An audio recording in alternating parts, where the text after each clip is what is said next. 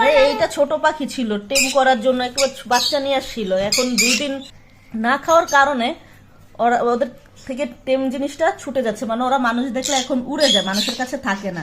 সেই কারণে 2টা পাখি আছে, একটাকে রিং পরাচ্ছি। এর ফলে পাখি উড়ে যেতে পারবে না, আমাদের কাছেই থাকবে। এই যে দেখেন হামজার ভাইয়া এই যে রিং পরাচ্ছে আবিরে, এই যে দেখেছেন, এই যে